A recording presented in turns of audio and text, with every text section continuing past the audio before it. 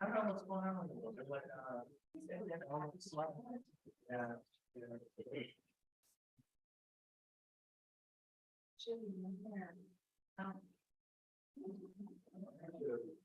It is warm in here. I'm already starting to sweat. Well, this Friday.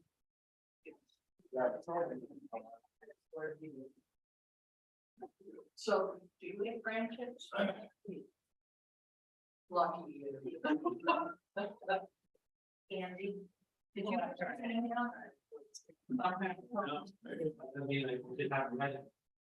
If you just be around home. My cars.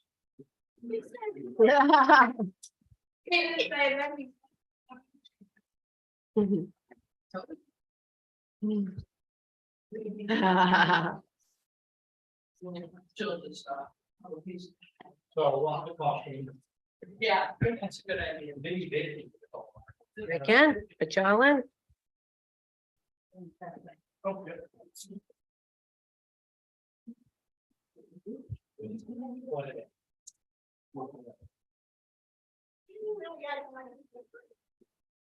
Girl, don't be touching that. Don't be touching.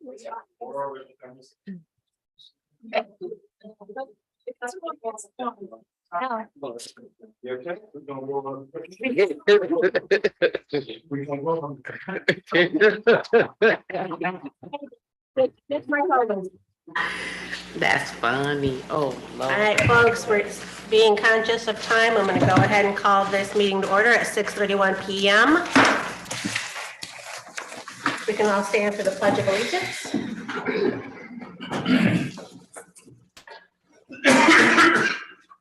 I pledge allegiance to the flag of the United States of America and to the republic for which it stands, one nation, under God, indivisible, with liberty and justice for all.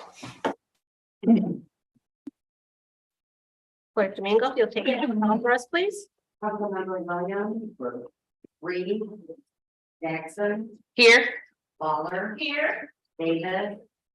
Friend. Here. And Mayor Snyder. Here. So our study session is just to review and discuss the items that are on our regular council agenda for the evening. First item is to approve the resolution 2022-37 for the 23 budget appropriation. That in my packet. So do we have any questions for our city manager in regards to this item before we get to our regular council meeting? Go ahead, Councilman Williams.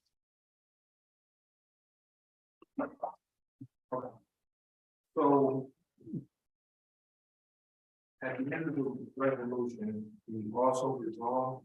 I don't know what the clarity on this, and I see it, and it would be. Standard. But the city manager is authorized to attend any line item or department subtotal within any specific department, including both revenues and expenditures providing that the total. End of year expenditure for the department or one that it does not exceed the revenue appropriation. So. Is that just saying that the budget goes over, it goes over? So Correct. basically, what council does is they're allocating a specific set amount of funds.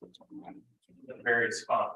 What that line means is the city manager can exceed one line item or underspend on one other line item, as long as it's within the same fund. So, if she saved money in one area in the general fund, she can spend that money in another area in general fund. Now, there's this whole set of ordinances that says if the expenditure for event was over $5,000, she still has to come to council for approval because it's a non-budget item or something like that. But it's just she can exceed items in certain areas within the funds, like as long as council has approved the overall.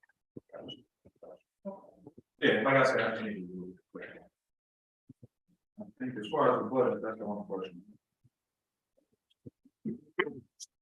Any other questions for either the attorney or city manager in regards to this topic? And you will have your hard copy of the full budget on your desk.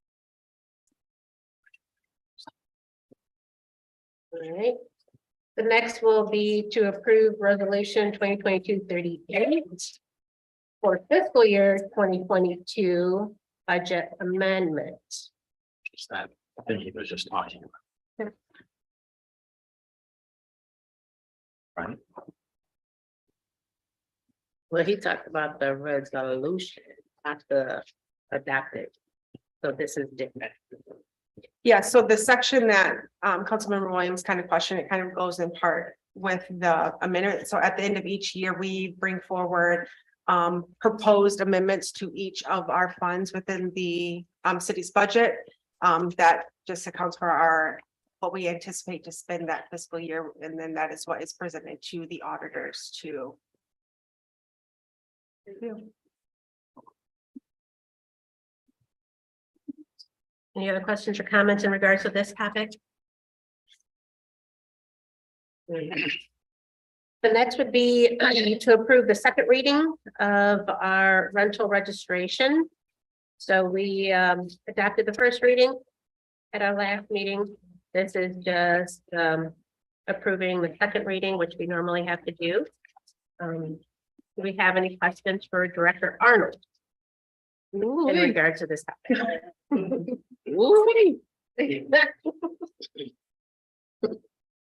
All righty. Councilman Williams? Okay, so 18-389 responsibilities.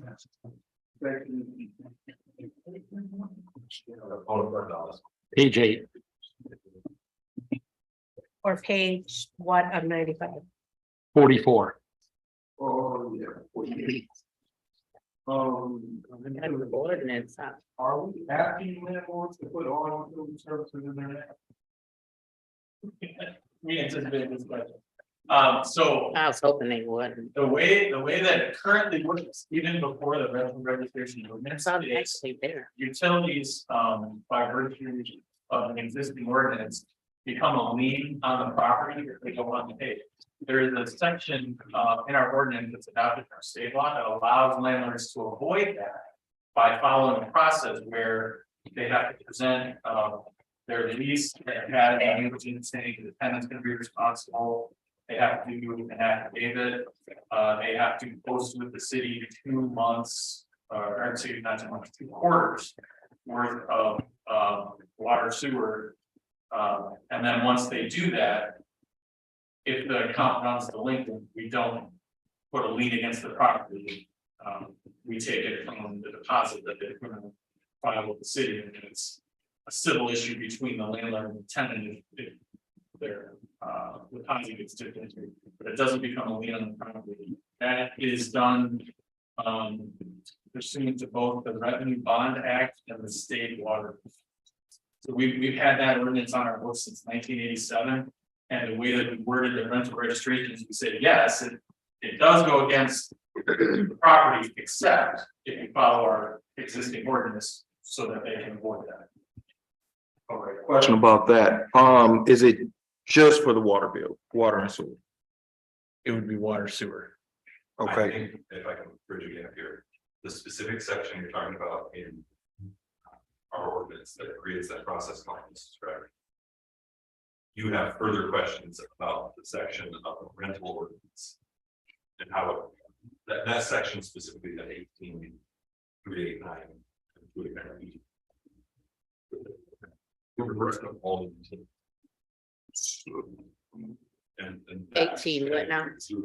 What happens on the electric bill, on the gas bill? right. Now, I did see that,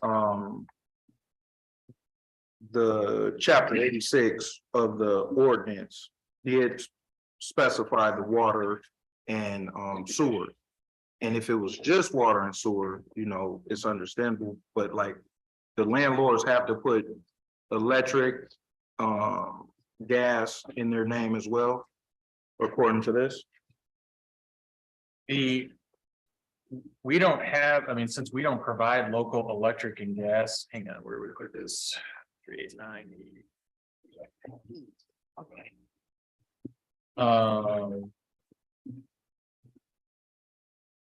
So it references our our code, so the way I would interpret that is just water and sewer. Because consumer, I assume this area uses consumers, Yeah, or water and electric, so. There's no reason they can't contract. You know, in their lease to say that tenants are responsible for electric and gas. right. I mean, if we want to change that to say. Water and sewer, I'm fine with that, shall provide water and sewer utility services as are required. I think it will provide that added layer of clarity.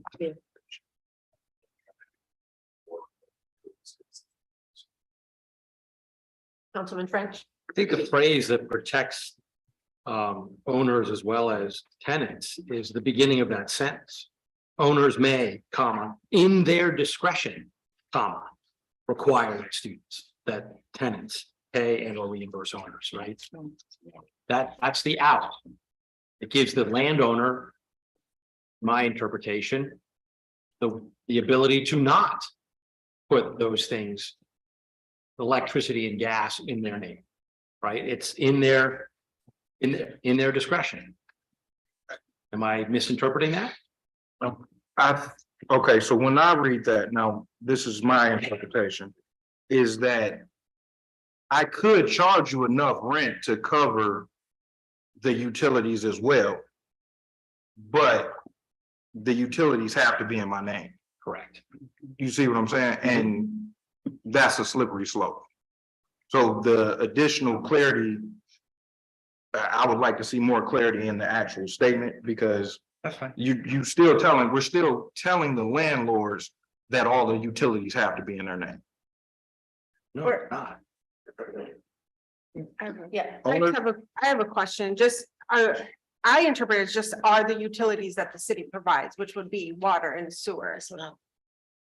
I didn't think that it pertained to gas and electric, because we don't provide that service as a city service, that it would just be the water and sewer utilities. Right, so in that case, why not just put water and sewer in there? Or just say city utilities Yeah, or city provided utility services. So I guess in the very beginning, with utility services, we'll put city utility services. Shall provide city utility services. Because that would also be garbage, 44. correct? No. Well, the only language we have is for the water. Yeah. So I would get it as clear that it's water, so that the landlords looking at this know that they need to have that water in their name, or they need to follow chapter 86, which specifically talks about water and only water. just so council's aware, to my knowledge, and I'd have to verify with Dave Clark, but at least the last time I checked, when Tom Mead was still here, we didn't have anybody in this, any of the landlords that were actually using this process. I think we had one group, or I should say one pair of landlord that tried, but failed miserably at it because they did it completely wrong. So, but there's nobody currently using this process. They may have it in their lease and they may be doing it under the table, but if push came to shove, there's nobody that would avoid a lien in the city right now. That's correct. Now, to that as well, my first time seeing this is, as this was printed and reading through it, but typically I know that a lot of the people who lease here in town will switch the water into their names from the landlords. And it's just done in the process, and they didn't necessarily have to provide the affidavit and all of that, but being that we are going forward, we're discussing this because it's the second reading, that additional layer of clarity would help out, because I'm sure we're gonna have to reference this, and the landlords are gonna have to do the affidavits and go through the steps provided in chapter 26. Just to be specific for clarity. Yeah, and then good evening, everyone. And in past practice, that has been because we did landlording many, many years, and it's really detrimental when the water is not in the tenant's name, because a lot of times tenants become a little bit lackadaisical, and a lot of usage or leakage or anything, then that's left up to the landlord. So it is really on this, someone is going to pay. Either the tenant is going to pay or it's going to be on the landlord's shoulders. And as soon as you move in our contract, they had to change the water into their name. And so I don't want to dig us back into this, but just so I'm understanding, I believed in reading that provision, it's in there to lessen the number of times we have people living in a property and the utilities get shut off. So I definitely hear the concerns we have, and I hope that the solution that Colin's come up with is one you're happy with. But I think that provision ultimately exists so that there's accountability somewhere that the tenant and the landlord can sort out in a civil case, but it avoids the situation we have right now where folks get water shut off because they're short on the bill. So then when this comes up during the regular meeting, the way it'll read it will be city utility services. Owners shall provide water and sewer utility services as are required and permitted pursuant to section 18-394 sub A of this article. And that'll be the change. Perfect. Do we have to have two readings now? A second, No. second reading? Your adoption doesn't happen until tonight, so. Okay. So we can make a motion to approve With of the this amendments. with the amendment. Paragraph. That work for everybody? Did we have any other questions in regards to the document itself?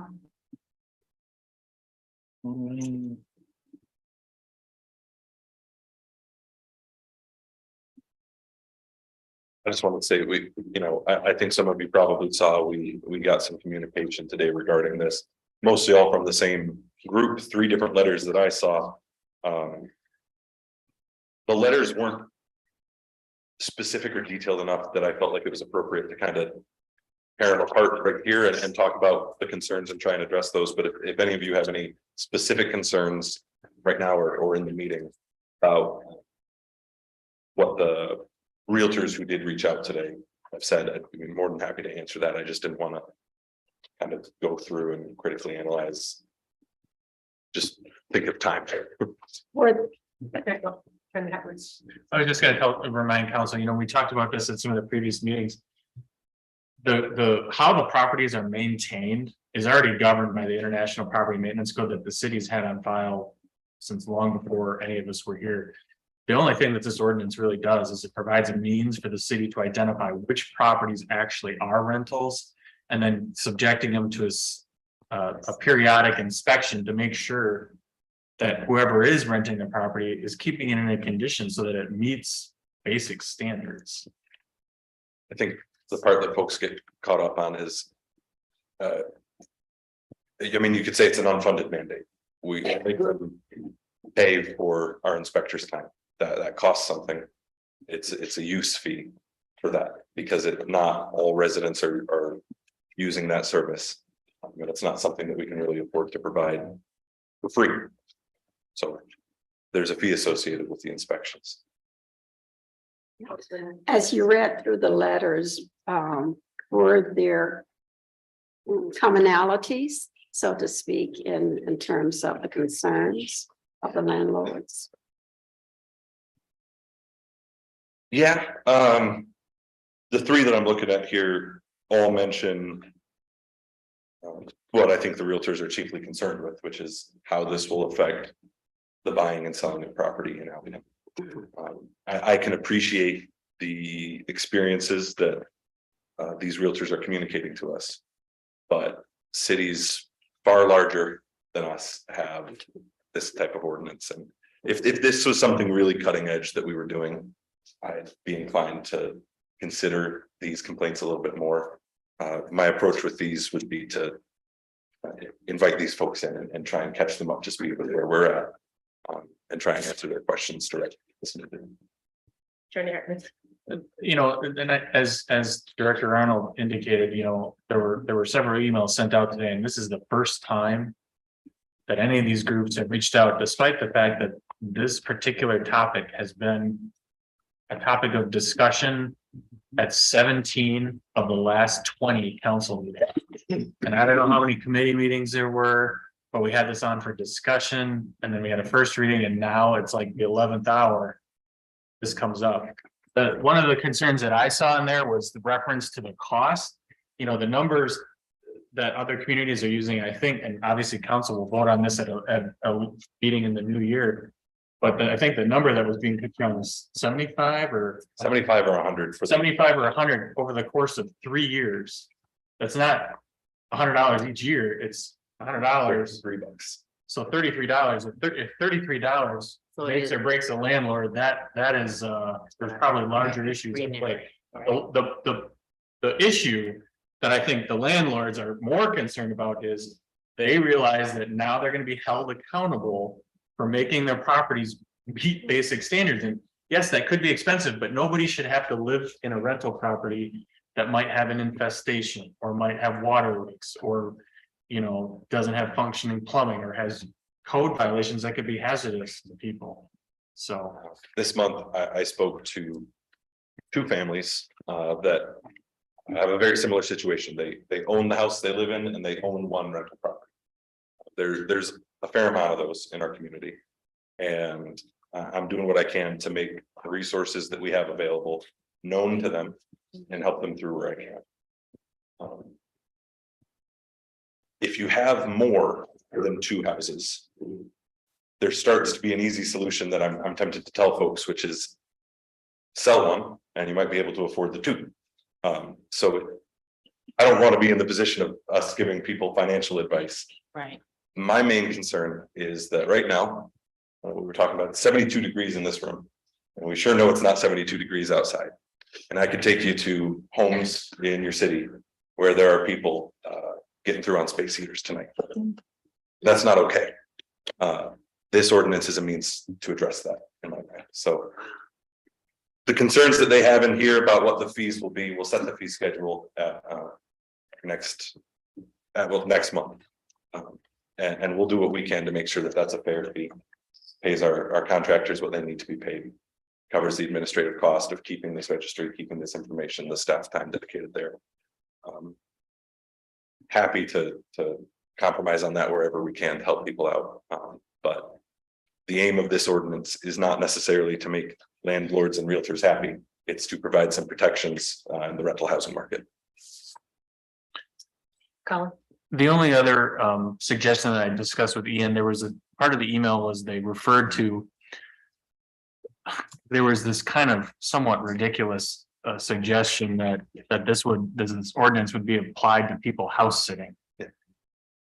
I don't know where that's coming from. Obviously, this is not intended to address that particular situation. However, to, I guess, assuage that concern, when we get to the reading, we can change the term rented and the term tenant and just add the language that when it's being done for remuneration, which is basically in exchange for money, that's when this ordinance applies. So obviously it would not include house sitting or things like that. And there's a concern in one of these letters also in a similar vein about why immediate family were excluded. And I think this covers exactly that situation. I mean, we live in Michigan. Maybe a quarter more of the folks over 60 in this state get on 75 and head all the way south and they leave family or friends to take care of their house. And so, you know, none of that is really to do with what this ordinance is doing. So I'm more than happy to have conversations with these folks, return a response to the communication that they've given. From my view and from our city attorney's view, there was very little in that communication that should worry you this evening. We've got a good ordinance here. It's got a good aim. I'm excited. I hope you're excited. Thank you. So we do have one more item that I would like to get to before we have to open up for public comment. The last item that we actually have to take action on is the approval to purchase the wastewater BOD incubator. We have questions in regards to this before we get to the actual council meeting. Please, self-explanatory. Want some? Okay, do we have anybody on for public comments?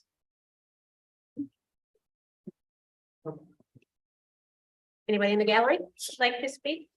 Public? Press and the staff. All right, so do I have a motion to adjourn? So move. Support. All in favor, say aye. Aye. Aye. Study session adjourned 6:54 PM. Be back in 6 minutes, please.